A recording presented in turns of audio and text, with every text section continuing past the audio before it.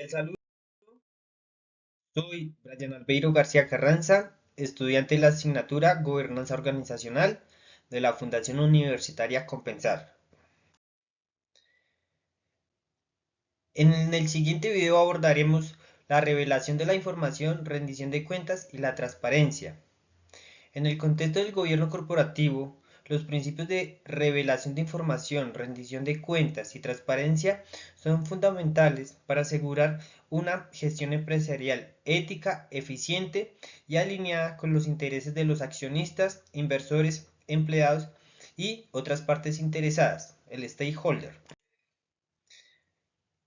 Como primer tema, revisaremos la revelación de la información. La revelación de la información se refiere a la divulgación clara, completa y oportuna de los datos financieros, operativos, estratégicos y de gestión a los accionistas, inversores y otras partes interesadas. Esta revelación no solo incluye informes financieros, sino también aspectos relevantes relacionados con la gobernanza, los riesgos y la estrategia de la empresa. Características de la revelación de información. La claridad y precisión de los informes financieros.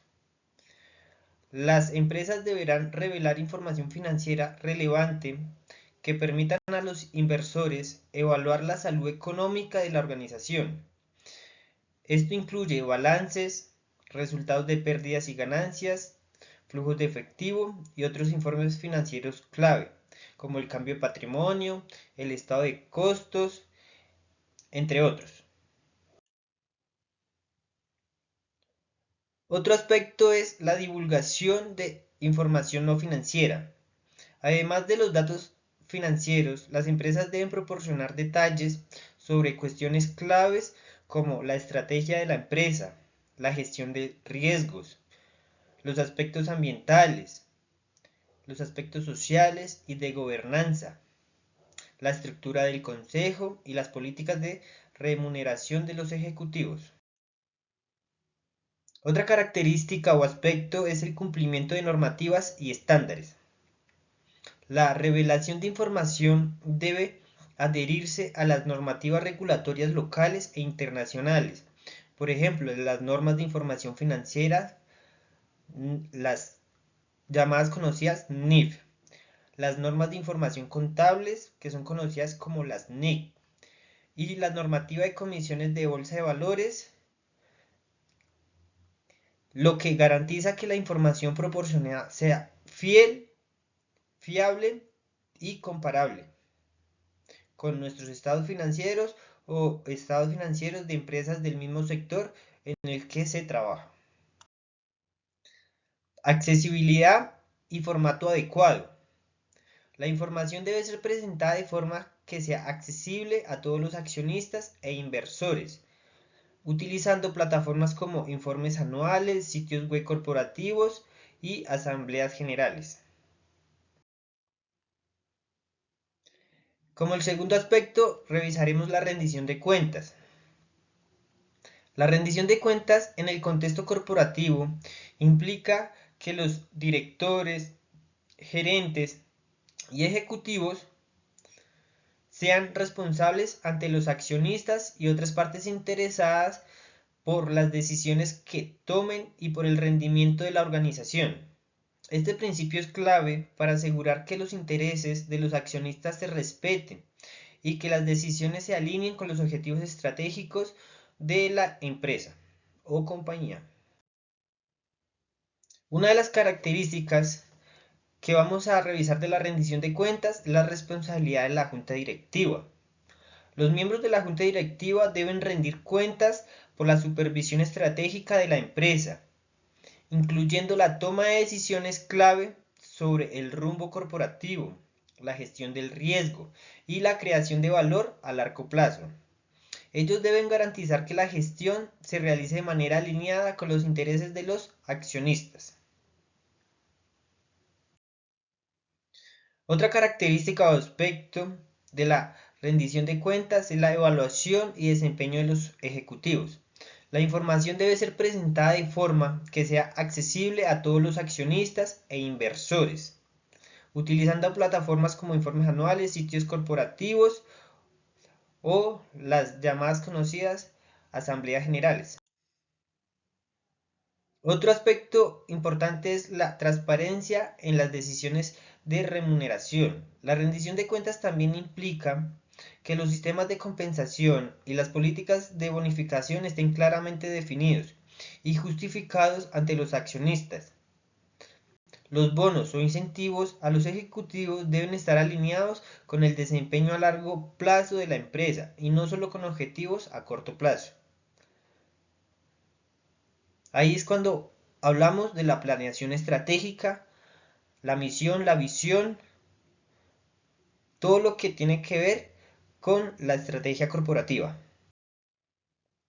Otro aspecto importante son los informes periódicos y auditorías externas. Aquí vamos a entrar a hablar sobre la participación de un revisor fiscal, un auditor interno, que son los entes de control que nos sirven a las compañías para tener control de la gestión, valga la redundancia. Las auditorías internas y externas garantizan que la gestión financiera de la empresa se realice de acuerdo con las normativas y principios éticos. La presentación de estos informes de manera detallada y regular es una forma clave de rendir cuentas a los inversores y reguladores. Como tercer ítem importante es la transparencia. La transparencia en el gobierno corporativo se refiere a la claridad y visibilidad de los procesos, decisiones y acciones tomadas por la dirección de la empresa. Es vital para generar confianza entre los accionistas, inversores, empleados y la sociedad en general. La falta de transparencia puede generar desconfianza y conducir a prácticas empresariales poco éticas o irresponsables.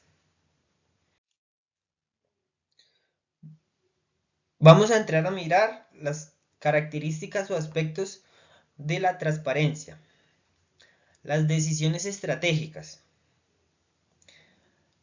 Las empresas deben ser transparentes sobre sus objetivos y decisiones estratégicas, comunicando de manera clara su visión, misión, metas a largo plazo y cómo se están implementando las estrategias para alcanzarlas. Otro aspecto importante es la visibilidad de la estructura organizacional.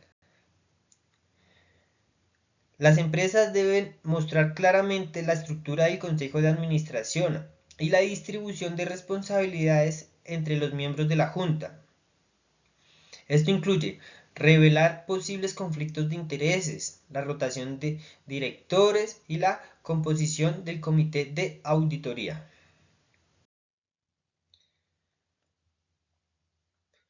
Políticas claras sobre conflicto de intereses. Las empresas deben adoptar políticas claras que garanticen que los intereses personales de los directivos no entren en conflicto con los intereses de la empresa. Las decisiones deben estar basadas con la ética y en el beneficio de los accionistas a largo plazo.